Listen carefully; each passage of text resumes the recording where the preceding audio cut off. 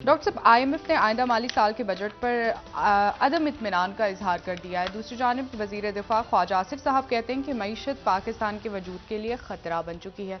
क्या हिकमत अमली है हुकूमत के पास? वजीर आजम साहब ने कहा था कि अगर आईएमएफ से बात नहीं बनती तो हम एक हिकमत अमली वजह करेंगे कौम के सामने आके। देखें जी, आईएमएफ तो नहीं माना। कल भी हमने बात की थी और आज ज़ाहिर सरकारी तौर पे बता दिया गया है कि आईएमएफ जो है वो राज़ी नहीं है और जो उनकी जो अगली मीटिंग है, उनकी बोर्ड मीटिंग, वो भी इस माह नहीं होने जा रही।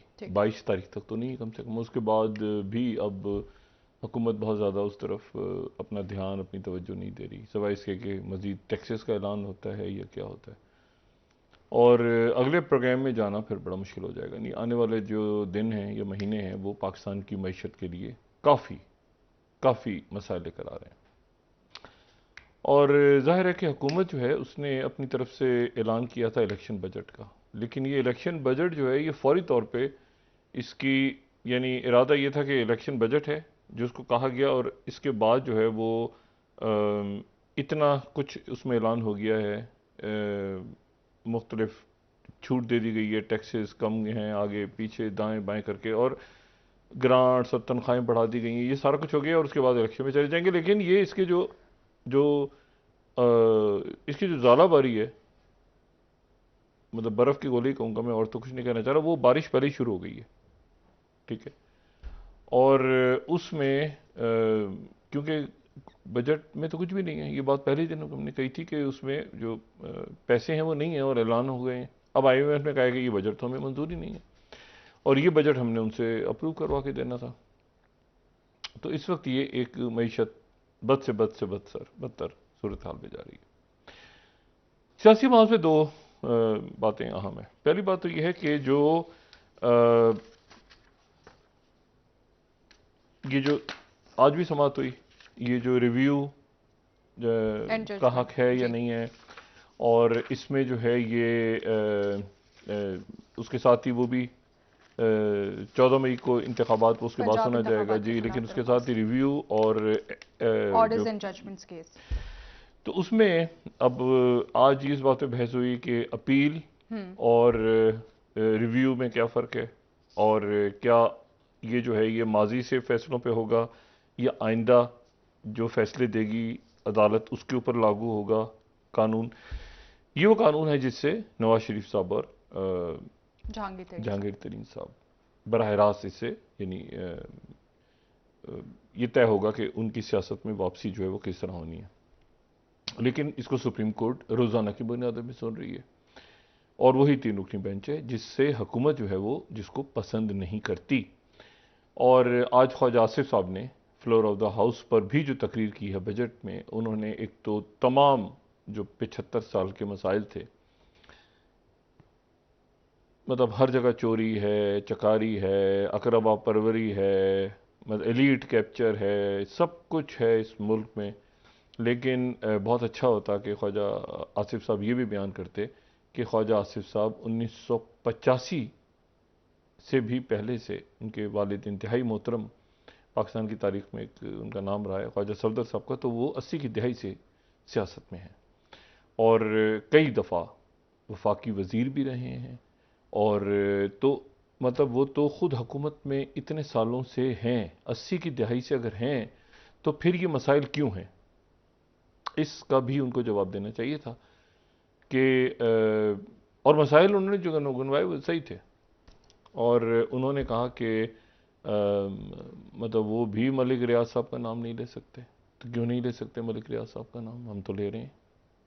ठीक है, मलिक रियाज साहब जो हैं उन्होंने अगर कोई अच्छाई की है तो वो जाहिर है कि तमाम पॉलिटिकल पार्टीज के साथ की है ना, तहरीक इंसाफ के चेयरमैन के, और वो नवाज शरीफ साहब और शहबाज शरीफ साहब के भी करीब थे, जरदारी साहब के भी करीब हैं, मुशर्रफ साहब के भी करीब। तो बात यह है कि ये जो मतलब खुद हुक्मरान जमातें जो हैं पीडीएम की, उनके करीब हैं, उनके भी करीब हैं मलिक रियाज साहब। तो वो ऐसे कहते हैं जैसे मतलब है कि उनको सिर्फ चेयरमैन पीटीआई की तरह नत्थी करके वो आगे निकल रहे हैं, ऐसा नहीं है। वो आपके बहुत बड़े एहसानात हैं उनके। तो एक तो बात, लेकिन उनके जो पॉइंट्स थे कि मुल्क में इतनी चोरी हो रही है, ये बिल्कुल दुरुस्त थे।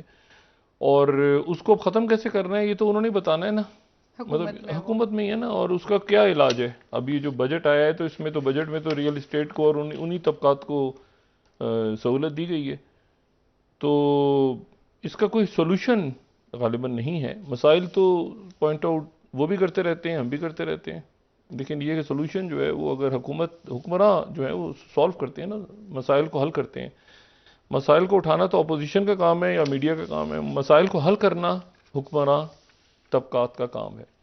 तो वो इसमें नहीं है। दूसरी जो बात है, देखें इसमें एक जो मामला यानी अब आप ये देखें ना कि अगर मुल्क ज़ाहिर इलेक्शंस की तरफ बढ़ रहा है, लेकिन सियासी जो एक चेस बोर्ड है वो तो ख़त्म हो गया, 1985 वाला वो ख़त्म हो गया। वो अब उसमें कोई, अब देखें ना कि अब कैसे यानी इलेक्शंस में जाएंगे तो उधर मुकदमा चल रहे होंगे फौजी अदालत में, तो यहाँ पर इलेक्शन की कंपेन चल रही होगी। तो मतलब है कि अगर आप तसव्वुर करें ना कि टीवी पे, मतलब फ़र्ज़ करें कि उस स्प्लिट स्क्रीन है, दो स्क्रीन्स आ रही हैं, एक तरफ ये कि लोगों को इंसदाद दहशतगर्दी, फौजी अदालतों को तो नहीं जाहिर है, लेकिन बाकी अदालतों में लाया जा रहा है, मुकदमा चल रहे हैं, पेशी हो रही है, वो मनाजिर चल रहे हैं, एक तरफ इलेक्शन कंपेन हो रही है, तो कैसे इसको लोगों का ध्यान किधर होगा? तो ये भी देखना है हुक्मरान जमातों ने कि कैसे उसको, और फिर बजट के उस समरात आने शुरू हो गए तो महंगाई फिर बढ़ जाएगी दोबारा बहुत ज़्यादा शिद्दत के साथ। तो ये अब आने वाले दिनों में पीडीएम की जमातों को फैसला करना है।